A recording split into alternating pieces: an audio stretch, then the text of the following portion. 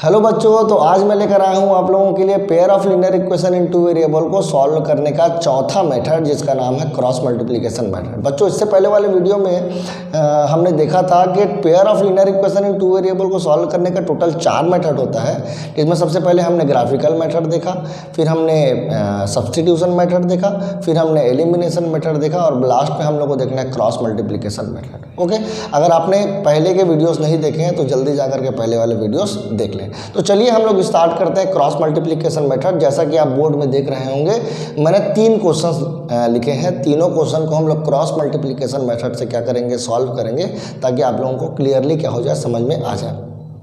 सबसे पहली बात, क्रॉस मल्टीप्लिकेशन मेथड को समझने के लिए हम लोगों को एक फार्मूला याद करना पड़ेगा। ओके, फार्मूला रटना नहीं है, फार्मूला को लिखने का तरीका बताया जाएगा, कैसे लिखना है। जल्दी से आप अपना कॉपी पेन निकाल लें और फार्मूला को लिखें, ताकि आप लोगों को जल्दी से क्या हो जाए, याद हो जाए। ओके, तो चलिए सबसे पहले देखते हैं फार्मूला बनाने के लिए या फार्मूला लिखने के लिए सबसे पहले हम लोगों को जो pair of linear equation in two variable है ना, उसका जो जनरल फॉर्म है, उस फॉर्म को क्या करेंगे, हम लोग पहले लिखेंगे। जनरल फॉर्म क्या था, मैंने आपको बताया था कि pair of linear equation in two variable का एक जनरल फॉर्म होता है a1x plus b1y plus c1 बराबर 0, a2x plus b2y plus c2 बराबर 0। ये कोई भी pair of linear equation in two variable बच्चों हमेशा इस फॉर्म में लिखा हुआ होता है। मेरे पहले वाले वीडियो में मैंने आपको बताया था।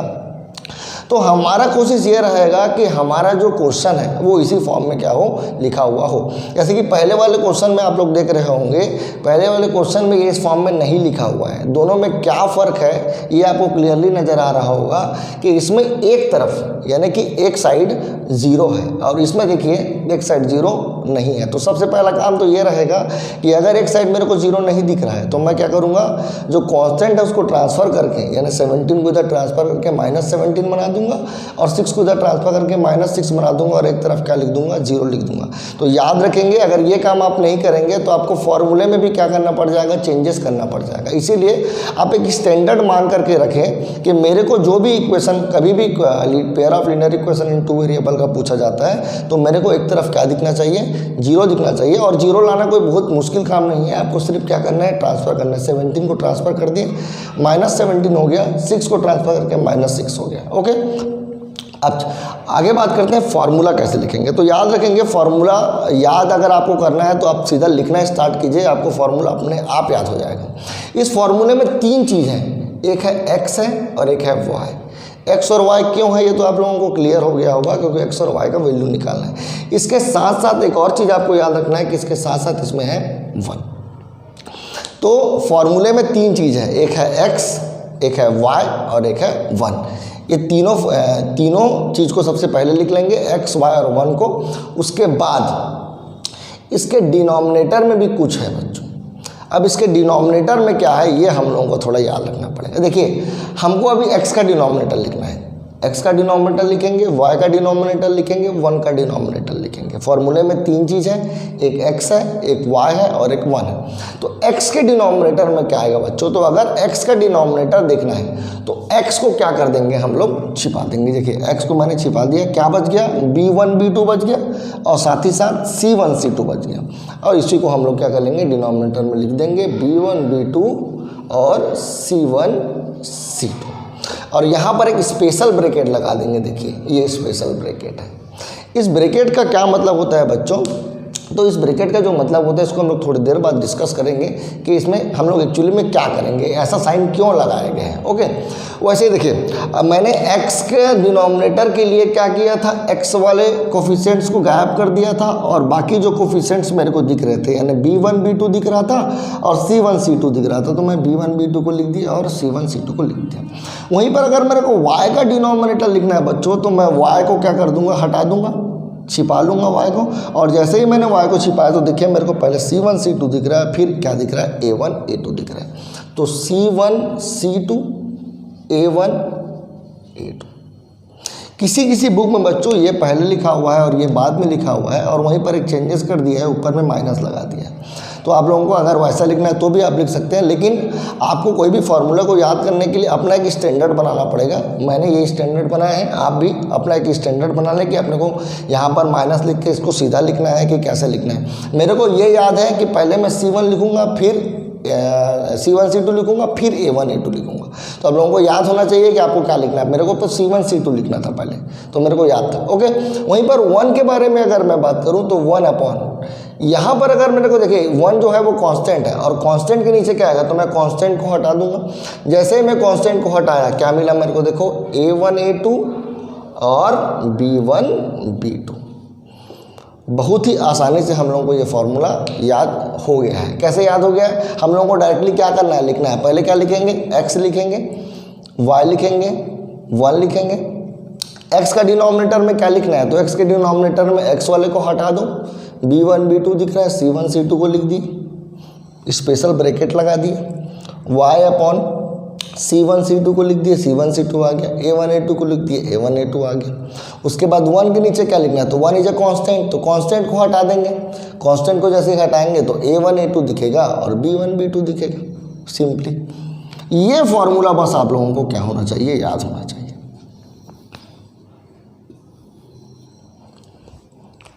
x upon y upon 1 upon. Okay, अब चलिए हम लोग देखते हैं पहले वाले क्वेश्चन को कैसे सॉल्व करेंगे। तो सबसे पहले सॉल्व करने के लिए मैंने आपको बताया था कि ये करेक्ट फॉर्म में नहीं लिखा है, इसको करेक्ट फॉर्म में लिख लेते हैं। कैसे लिखेंगे, तो 2x + 3y - 17 बराबर 0 हो जाएगा, और 3x - 2y - 6 बराबर क्या हो जाएगा, 0 हो जाएगा। तो अभी इक्वेशन को सही फॉर्म में लिख लिया, ताकि मेरे को एक्चुअली में ये पता चल सके कि A1 A2 का वैल्यू क्या है, B1 B2 का वैल्यू क्या है, और C1 C2 का वैल्यू क्या है। यहाँ पर बच्चों A1 A2 का जो वैल्यू आप लोगों को दिख रहा होगा वो 2 और 3 दिख रहा होगा। वहीं पर B1 B2 का जो वैल्यू दिख रहा होगा बच्चों वो 3 और 2 दिख रहा होगा, 3 और -2 दिख रहा होगा। और C1 C2 को अगर वैल्यू की बात करें तो -17 और -6 नज़र आ रहा होगा। अब हम लोग क्या करेंगे, फार्मूले को लिख करके फार्मूले में जो भी वैल्यू है B1 B2 का, C1 C2 का, A1 A2 का, इसको क्या कर देंगे, हम लोग पुट कर देंगे। तो x अपॉन B1 B2 का वैल्यू क्या होगा बच्चों, तो देखो 3 और -2, तो मैंने लिखा 3 और -2, 3 और -2। C1 C2 का वैल्यू क्या है बच्चों, तो C1 C2 का -17 और -6। वैल्यू को सेम टू सेम लिखना है ना। जो भी A1 A2 का वैल्यू है B1 B2, फार्मूला आप लोगों को याद होना चाहिए, फार्मूला इसको लिखना है अपने को। और फिर y अपॉन C1 C2 पहले दिख रहा होगा, तो C1 C2 कितना है, -17 -6 C1 C2, और वहीं पर A1 A2 अगर देखे बच्चों तो A1 A2 दिख रहा होगा 2 3। वहीं पर अगर 1 अपॉन के बारे में बात करूं तो A1 A2 बोले तो 2 3 और 3 -2, 2 3 और 3 -2। अब आ गया बारी बच्चों इस साइन का मतलब क्या है। ओके, तो साइन का मतलब होता है, यहाँ पर हम लोग क्या समझेंगे, यहाँ पर साइन का मतलब समझेंगे अपने को क्रॉस मल्टीप्लाई करना है। क्या करना है, क्रॉस मल्टीप्लाई करना है। किसको क्रॉस मल्टीप्लाई करना है, तो इन दोनों नंबर को पहले और फिर इन दोनों को। इसमें भी पहले इन दोनों को, फिर इन दोनों को, फिर इन दोनों को, और फिर इन दोनों को। अपने को क्रॉस मल्टीप्लाई करना है, फॉर्मूला लिखना है। फॉर्मूला याद हो जाने के बाद आपको क्या पता होना चाहिए कि इसको क्या करना है, तो मेरे को क्रॉस मल्टीप्लाई करना है। क्या करना है, क्रॉस मल्टीप्लाई। इन दोनों का क्रॉस मल्टीप्लाई, इन दोनों का क्रॉस मल्टीप्लाई। क्रॉस मल्टीप्लाई करने के बाद दोनों को क्या कर देना है, सब्ट्रैक्ट कर देना है। जो भी नंबर आएगा दोनों को क्या कर देना है, सब्ट्रैक्ट। तो फार्मूला पहले याद होना चाहिए आपको। फार्मूला याद होने के बाद इस साइन का मतलब याद होना चाहिए आपको कि आपको क्या है। और उससे भी पहले आपको ये पता होना चाहिए कि A1 A2 का वैल्यू क्या है, B1 B2 का वैल्यू क्या है, C1 C2 का वैल्यू क्या है। और वो आप सही तभी लिख पाएंगे जब आपको परफेक्ट फॉर्म पता हो। A1x B1y + C1 = 0, A2x B2y + C2 = 0 के फॉर्म में अगर हम लिख सके तो। ओके, आगे देखते हैं, x अपॉन मल्टीप्लाई कर देते हैं, क्रॉस मल्टीप्लाई। तो 6 3 जा हो जाएगा 18, -6 × 3 करेंगे तो -18 होगा बच्चों। वहीं पर 17 इंटू मैं 2 के बारे में बात करूँ तो 17 इंटू 2 हो जाएगा 34। दोनों माइनस में है इसलिए माइनस माइनस क्या हो जाएंगे प्लस, तो ये हो जाएगा प्लस 34। तो प्लस का 34 मैंने लिखा और साथ ही क्या लगा दिया, एक माइनस लगा दिया। क्यों लगाया माइनस, तो मैंने आपको बताया है कि साइन का मतलब क्या है, क्रॉस मल्टीप्लाई करो माइनस करो, क्रॉस मल्टीप्लाई करो माइनस कर दो, क्रॉस मल्टीप्लाई करो माइनस कर दो। ओके, बराबर y अपॉन, यहाँ पर फिर से मैंने क्रॉस मल्टीप्लाई किया तो -17 into 3 which is equal to -51, और इन दोनों को मैं मल्टीप्लाई करूँगा बच्चों तो -6 इंटू 2 होता है -12। सो -12 यहाँ पर मैंने -12 लिखा और दोनों को क्या करना है बच्चों, माइनस करना है। पहले मल्टीप्लाई करने के बाद हमको क्या करना है, माइनस। साइन को थोड़ा संभाल कर लगाएंगे बच्चों, है ना। 1 अपॉन, इन दोनों को मल्टीप्लाई करेंगे बच्चों तो आएगा -4 और इन दोनों को मल्टीप्लाई करेंगे तो -9, -4 और एक 9 आएगा, और क्योंकि मेरे को माइनस करना है इसलिए मैंने माइनस का साइन लगाया है। क्लियर। अब देखते हैं आगे का स्टेप क्या है। तो आगे का स्टेप में इन दोनों को माइनस कर सकते हैं या प्लस कर सकते हैं। देखिए माइनस या प्लस, ये भी माइनस या प्लस जो भी होगा, x अपॉन माइनस माइनस क्योंकि प्लस हो जाएगा इसलिए मैं इसको प्लस करूँगा, और यहाँ पर आ जाएगा -52 बराबर -52। यहाँ पर देखिए बच्चों, ये वाला माइनस और ये वाला माइनस मिला करके प्लस हो जाएगा, तो -51 + 12, यानी 51 में 12 माइनस करना है बच्चों हमको, तो ये वाला हो जाएगा -39। तो y अपॉन क्या है बच्चों, -39 इज इक्वल टू 1 अपॉन -4 -9 मिलाकर कितना होता है, -13 होता है। सबसे पहले तो आपको ये याद होना चाहिए कि जनरल फॉर्म क्या है।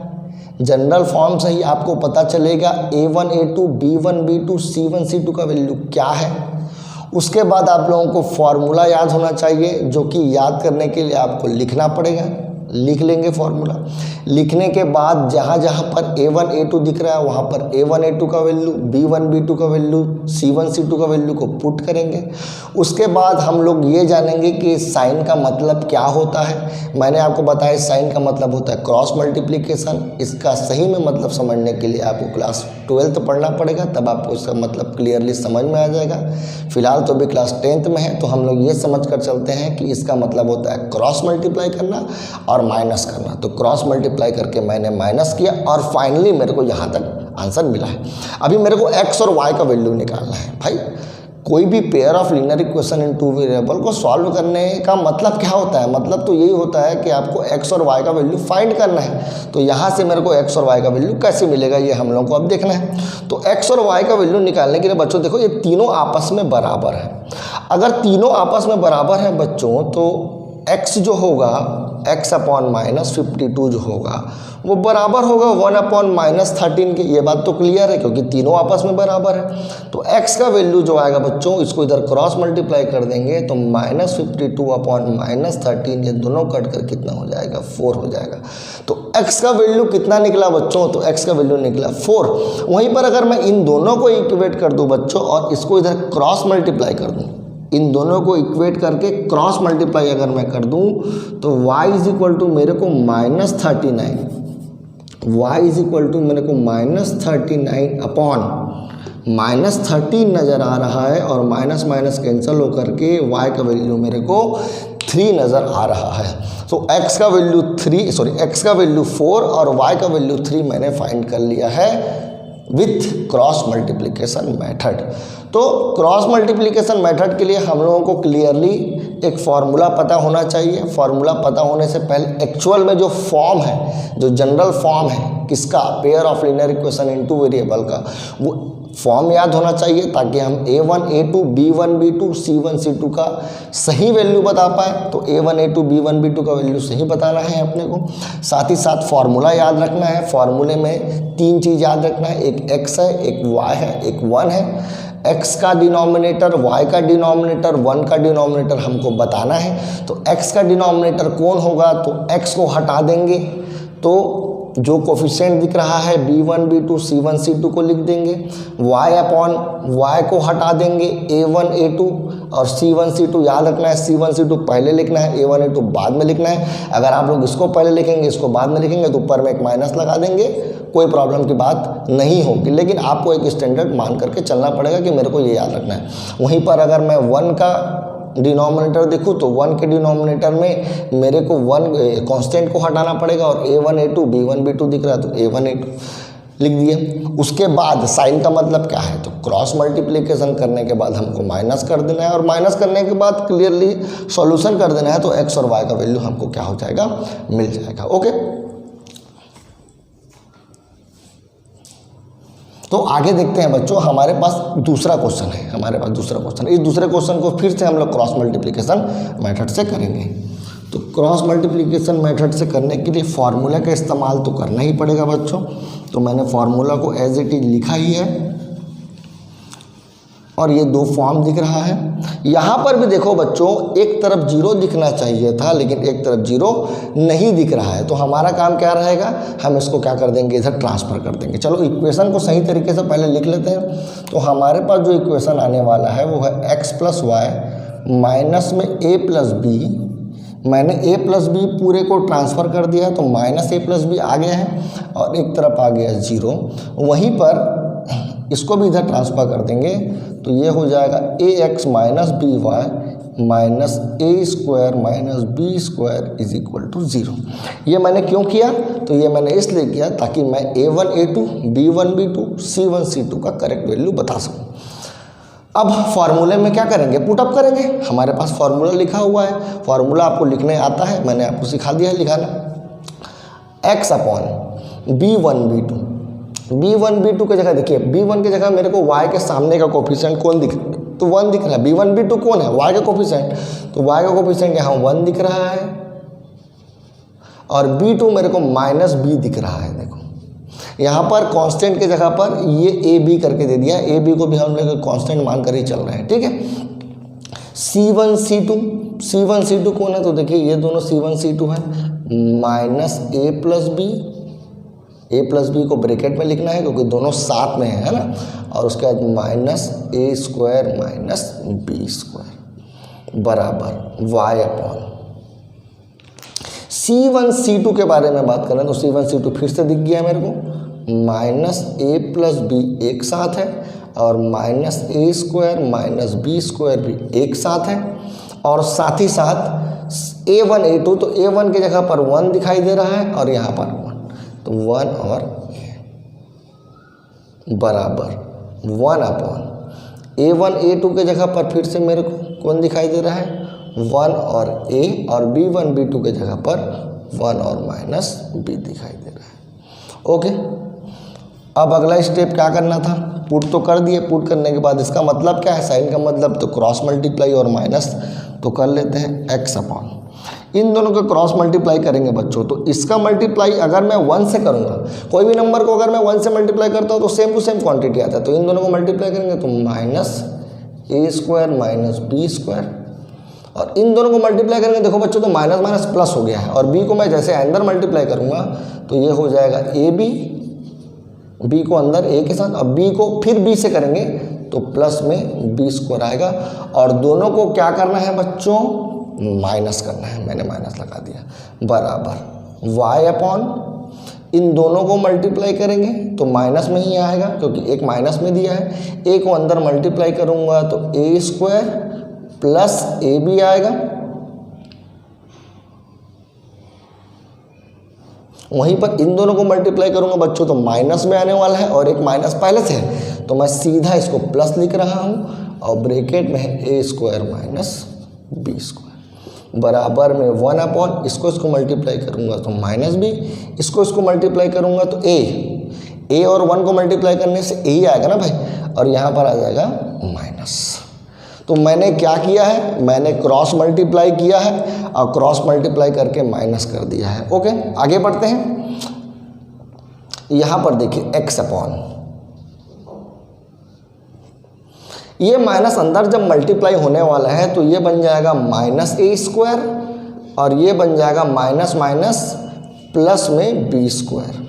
और वहीं पर इसके बारे में बात करें तो ये माइनस भी अंदर दोनों जगह मल्टीप्लाई, तो माइनस ए बी और माइनस बी स्क्वायर बराबर में वाई अपॉन, इसको मल्टीप्लाई करेंगे तो minus A square minus A B और यहाँ पर plus A square minus B square is equal to 1 upon, यहाँ पर देखिए दोनों में से माइनस को कॉमन निकाल करके मैं इसको a प्लस बी लिख देता हूँ, चलेगा, कोई दिक्कत की बात नहीं, क्योंकि दोनों जगह मेरे को क्या दिख रहा था, माइनस दिख रहा था। अभी यहाँ पर देखिए बी स्क्वायर और बी स्क्वायर मेरे को कैंसल आउट होते हुए नज़र आ रहे हैं, और x अपॉन इन दोनों में से अगर मैं ध्यान दूँ तो माइनस ए को मैं कॉमन निकाल सकता हूँ। देखो माइनस दोनों में है और साथ ही साथ ए कॉमन निकल जाएगा तो ए बचेगा, तो यहाँ पर ए कॉमन निकलेगा तो ए बचा, और यहाँ पर ए कॉमन निकल गया तो बी बचा, और क्योंकि माइनस भी कॉमन निकल गया है इसलिए क्या बच गया है, प्लस बच गया है, और बराबर में वाई अपॉन, यहाँ पर भी मेरे को कुछ कैंसिल आउट होता हुआ नज़र आ रहा है, यहाँ पर भी देखिए दोनों, और इन दोनों में देखिए फिर से माइनस भी कॉमन नज़र आ रहा है, तो यहाँ पर बच गया है ए और प्लस आ जाएगा क्योंकि माइनस कॉमन निकल गया है, प्लस बी बराबर 1 upon minus A plus B. अब एक बात और आप लोग बहुत ध्यान से सुने और याद रखें, अगर कोई क्वांटिटी तीनों में नज़र आ रहा है, तीनों में सेम टू सेम ना, यहाँ भी देखो a प्लस बी, यहाँ भी देखो a प्लस बी, यहाँ पर भी देखो a प्लस बी, या फिर अगर कभी मान लो नंबर हुआ तो मान लो ये भी नंबर 2 से कट रहा है, ये भी नंबर 2 से कट रहा है, तो ये भी नंबर 2 से कट रहा है मान लेते हैं, तो उस कंडीशन में आप लोग काट सकते हैं। तो मैं यहाँ पर क्या करूँगा, a प्लस बी तीनों में नज़र में आ रहा है तो काट लो। याद रखेंगे ना, तीनों में जब हो तभी काटेंगे, ये नहीं कि 2 में लिखा है तो काट दिए दोनों को, बाकी को नहीं काटे, गलत है ना। याद रखेंगे तीनों के तीनों में होना चाहिए, तो मैं तीनों के तीनों को देख लिया। अब यहाँ पर देखिए x अपॉन माइनस ए नज़र आ रहा है, इसको बराबर मान लेता हूँ वो 1 अपॉन माइनस 1 के, चलेगा, ये दोनों को बराबर मान लिया, और वैसे इन दोनों को भी बराबर मान लेंगे, तो y upon minus B is equal to 1 upon minus 1। Cross multiply करेंगे तो x का value minus A upon minus 1, ये दोनों कट जाएगा तो x का वैल्यू मेरे को a बनेगा और y का वैल्यू मेरे को b बनकर आएगा। तो a और b, x और y का वैल्यू चेक करना है तो पुट कर लो, यहाँ पर देखो a, यहाँ पर देखो b, a प्लस बी, आगे यहाँ पर देखो a पुट किया a स्क्वायर, b पुट किया b स्क्वायर, तो a square minus b square भी आ गया। तो सॉल्यूशन आप लोग चेक भी कर सकते हैं पुटअप करके कि सही है या गलत है। चलिए हम लोग थर्ड क्वेश्चन को देखते हैं और बना करके देखते हैं ये कैसे हम लोगों को बनाना है। ओके, तो सबसे पहले क्या वो सही तरीके से जनरल फॉर्म में लिखाया है, तो मैं बोलूँगा नहीं लिखाया है, तो पहले लिख लेते हैं। ये क्वेश्चन तो मैंने बना लिया है, तो सही फॉर्म है ax plus B Y minus C बराबर 0, और यहाँ पर है ax plus B X plus A Y minus A plus C बराबर 0।